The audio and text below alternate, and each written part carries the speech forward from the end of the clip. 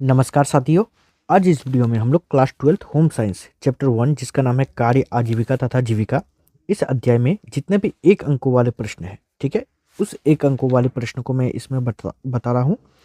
और इसके बाद जितने भी वीडियोज आएंगे उसमें स्पेशली वो सभी प्रश्न रहेंगे जो आप लोगों के एग्ज़ाम में पूछा जाता है, ठीक है, या एग्ज़ाम में बहुत बार रिपीट हुआ है। उन सभी प्रश्नों को मैं बताऊंगा। ये वीडियो सिर्फ चैप्टर 1 के लिए ही रहेगी, ठीक है। उसके बाद फिर जितना आएगा वो सारा का सारा आप लोगों का बहुत ज़्यादा इंपॉर्टेंट रहने वाली है। तो इसी के कारण आप लोग चैनल के साथ बने रहे। तो प्रश्न संख्या 1 के साथ प्रारंभ करते हैं। और प्रश्न संख्या 1 हम लोगों से पूछा जा रहा है कि आजीविका का क्या अर्थ है। तो यदि इसको हम लोग बहुत सीधा सीधा शब्दों में बात करें तो हम लोग कह सकते हैं कि वह प्रक्रिया जिससे वो अपनी मूलभूत आवश्यकताओं को पूरा करता है। मतलब आजीविका जो है वो एक कार्य है जिसमें क्या करती है कि वो अपनी मूलभूत आवश्यकताओं को पूरा करती है, जैसे कि रोटी, कपड़ा, मकान, ये सब मूलभूत आवश्यकता है, इसको ये पूरा करने का प्रयास करती है, ठीक है। यही आजीविका है। यदि बात करते हैं कि कार्य कितने प्रकार के होते हैं, तो कार्य के बारे में बात करें तो ये 2 प्रकार के होते हैं। एक होता है आप लोगों का पारिश्रमिक कार्य, दूसरा होता है अपारिश्रमिक कार्य, ठीक है। आगे क्वेश्चन पर बात करते हैं तो जिसमें कह रहा है कि जीविका किससे संबंधित है। यदि जीविका के बारे में बात करें तो ये जीवन यापन के साधनों से संबंधित है, ठीक है।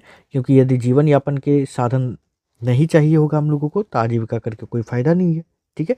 और आजीविका यदि करना है तो जीवन यापन करने के लिए साधनों की आवश्यकता पड़ती है, ठीक है। देखिए, यदि हम लोग नेक्स्ट क्वेश्चन पर आते हैं तो जो कह रहा है कि गैर पारिश्रमिक कार्य का एक उदाहरण दीजिए। गैर पारिश्रमिक कार्य जैसे कि घर का काम करना। पारिश्रमिक कार्य का मतलब क्या होता है, तो यदि हम लोग सीधे सीधे बात करें कि पारिश्रमिक कार्य मतलब होता है जिससे हम लोगों को आय की प्राप्ति होती है, इनकम की प्राप्ति होती है, ठीक है, वो हो जाएगा पारिश्रमिक कार्य। लेकिन यहाँ पर हम लोगों को पूछा जा रहा है गैर पारिश्रमिक कार्य, मतलब जिस काम को करने के बाद हम लोगों को इनकम नहीं मिलता है। तो जैसे घर का काम, इसको करने के बाद इनकम मिलता नहीं है, ठीक है। आगे यदि क्वेश्चन पर बात करते हैं तो जो कह रहा है कि पारिश्रमिक कार्य का क्या अर्थ है, तो सीधा सीधा मतलब है वो कार्य जिससे व्यक्ति को आय की प्राप्ति होती है, उसको हम लोग पारिश्रमिक कार्य कहते हैं, ठीक है। अगला क्वेश्चन है हम लोगों का कि अर्थव्यवस्था में महिलाओं का योगदान किस प्रकार के कार्य का उदाहरण है। तो यदि हम लोग बात करें तो इसमें जो है पारिश्रमिक और गैर पारिश्रमिक दोनों प्रकार के कार्यों का उदाहरण है, ठीक है। क्योंकि आप लोगों को पता है आज बहुत सारी महिलाएं ऐसी है जो कमाती भी है, ठीक है, तो वो पारिश्रमिक कार्य में आएगा। और बहुत सारे ऐसे महिलाएं हैं, ऐसी बहनें हैं, ऐसी माताएं हैं जो क्या करती है, अपना घरों में काम करती है, अपना घर में योगदान देती है, तो वो गैर पारिश्रमिक कार्य में आ जाएगा, ठीक है। क्वेश्चन नंबर 7 पर बात करते हैं। तो क्वेश्चन नंबर 7 हम लोगों से पूछा जा रहा है कि परिवार के लिए खाना पकाना किस प्रकार का कार्य है। तो परिवार के लिए यदि खाना पकाने की बात करें तो ये पारिश्रमिक कार्य का उदाहरण है, ठीक है। आगे क्वेश्चन है हम लोगों का कि आजीविका प्राप्त करने के लिए मुख्य कारक क्या है। तो आजीविका यदि प्राप्त करना है हम लोगों को तो उसका मुख्य कारक क्या है, शिक्षा, कौशल, मतलब कुछ क्षमता होना कि कुछ टैलेंट होना, उसके बाद साधन और उसके बाद अवसर, ये चारों चीज़ जो है मुख्य कारक है, ठीक है। क्वेश्चन नंबर 9 पर बात करें तो जिसमें कह रहा है कि अपारिश्रमिक कार्य किसे कहा जाता है।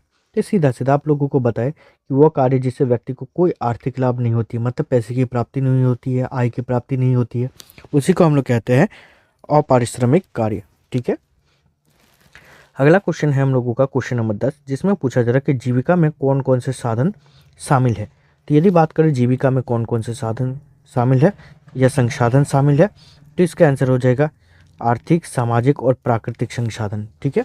मतलब जीविका के बारे में बात करें तो इसमें कौन कौन से संसाधन जो है शामिल है, तो आर्थिक भी है, सामाजिक भी है और प्राकृतिक भी है, ठीक है। क्वेश्चन नंबर 11 पर आए तो क्वेश्चन नंबर 11 पूछा जा रहा है कि ग्रामीण क्षेत्रों में आजीविका का मुख्य स्रोत क्या है। तो यदि हम लोग बात करें ग्रामीण क्षेत्र में आजीविका का मुख्य स्रोत है कृषि और पशुपालन, ठीक है। आगे क्वेश्चन है हम लोगों का कि महिला सशक्तिकरण के लिए आजीविका का क्या महत्व है। तो महिला सशक्तिकरण को यदि बढ़ावा देना है तो उसके लिए आत्मनिर्भरता और स्वतंत्र बनाना, ये दोनों आवश्यक है। मतलब जब तक महिलाएं आत्मनिर्भर रहेगी तब तक जो है सशक्तिकरण महिला का होता रहेगा। जब तक वो स्वतंत्र स्वतंत्र बनी रहेगी या स्वतंत्र बनता है तब तक जो है वो आजीविका में अपना महत्वपूर्ण भूमिका निभा सकती है, या फिर बोल सकते हैं सशक्तिकरण हो सकती है, ठीक है। आगे बात करते हैं क्वेश्चन नंबर 13 पर, जिसमें हम लोगों से पूछा जा रहा है कि भारत में महिलाएं कौन कौन सी पारिश्रमिक कार्य करती है। तो भारत में महिलाएं कौन कौन से पारिश्रमिक कार्य करती है? खेती करती है, शिक्षा, चिकित्सा, औद्योगिक क्षेत्र में कार्य करती है। ये सारा का सारा काम करती है। ऐसा नहीं, और भी बहुत सारा है, ठीक है। ऐसे तो 4-5 उदाहरण मैं बता रहा हूँ, ठीक है। आगे यदि क्वेश्चन नंबर 14 पर बात करते हैं, जिसमें पूछा जा रहा है कि जीविका के लिए कौशल का क्या महत्व है। यदि आपको जीविका कमाना है तो उसके लिए कौशल का क्या महत्व है। तो पहला तो ये रोजगार प्राप्त करने और आत्मनिर्भर बनने में सहायक होते हैं। सीधा सीधा बात है कि यदि आपके पास कौशल है तो आपको रोजगार मिलेगी, अधिक से अधिक रोजगार मिलेगी, और जब आपको रोजगार मिलेगी तो आप आत्मनिर्भर बनोगे, ठीक है। क्वेश्चन नंबर बात करते हैं 15 पर, जिसमें पूछा जा रहा है कि कौन सा कार्य समाज में प्रत्यक्ष रूप से दिखाता है, कि पारिश्रमिक या गैर पारिश्रमिक। तो दोनों में से कौन सा? तो पारिश्रमिक कार्य दिखाता है, ठीक है। आगे बात करें क्वेश्चन नंबर 16 पर, जिसमें पूछा जा रहा है कि पारिश्रमिक और गैर पारिश्रमिक कार्य के मुख्य अंतर क्या है। तो इसका मुख्य छोटा सा अंतर बात करें इसका, तो पारिश्रमिक कार्य में आय होती है, मतलब आय की प्राप्ति होती है, और गैर पारिश्रमिक पे बात करें तो इसमें आय की प्राप्ति नहीं होती है, ठीक है। क्वेश्चन नंबर 17, जिसमें पूछा जा रहा है कि घरेलू महिलाओं द्वारा किया गया कार्य किस श्रेणी में आता है। तो ये गैर पारिश्रमिक कार्य में आएगा, ठीक है। देखिए ये सब क्वेश्चन ना पूछा जाता है, और होम साइंस आप बोलोगे कि बहुत हार्ड बहुत टफ क्वेश्चन पूछा जाता है, ऐसा बिल्कुल नहीं होता है होम साइंस में, ठीक है ना। बिल्कुल आसान आसान पूछा जाता है, जिसका आप कॉमन सेंस का यूज़ करके भी आंसर दे सकते हो। हाँ, जब लॉन्ग क्वेश्चन पूछा जाता है उसमें थोड़ी बहुत दिक्कत होती है, लेकिन उतना भी दिक्कत नहीं होती है। और इतना आसान शब्दों में मैं आप लोगों को समझा दूंगा कि आप लोगों को टेंशन लेने की कोई आवश्यकता होगी ही नहीं, ठीक है ना। तो बस आप लोग चैनल के साथ बने रहिए, और मेरा मोटिवेशन लेवल को बढ़ाने के लिए अपने फ्रेंड के साथ शेयर जरूर कीजिएगा, ठीक है। चलिए क्वेश्चन नंबर 18, जिसमें पूछा जा रहा है कि जीविका का अर्थ सरल शब्दों में समझाइए। यदि जीविका का अर्थ के बारे में बात करें तो सरल शब्दों में समझाना है। तो जीविका का अर्थ है जीवन यापन के साधन, सीधा सीधा। और इससे भी सटीक शब्दों में बात करें तो जीविका का मतलब होता है कि रोजगार प्राप्त करने के लिए साधन, ठीक है। आगे यदि क्वेश्चन पर बात करते हैं, या तो फिर जीविका का अर्थ में आप लोग और एक चीज़ बोल सकते हो कि रोजगार प्राप्त करने के जो साधन है, या जिससे हमको रोजगार मिलता है, ठीक है, जिससे हमको रोजगार मिलता है वही जीविका का साधन है, ठीक है, या तो फिर वही जीविका है। आगे है कि लघु उद्योग किस प्रकार की आजीविका का उदाहरण है। तो ये स्वरोजगार का है। स्वरोजगार मतलब कुछ ऐसा काम जो खुद का हो और उससे इनकम प्राप्ति होती है, ठीक है, वो स्वरोजगार कहलाएगा।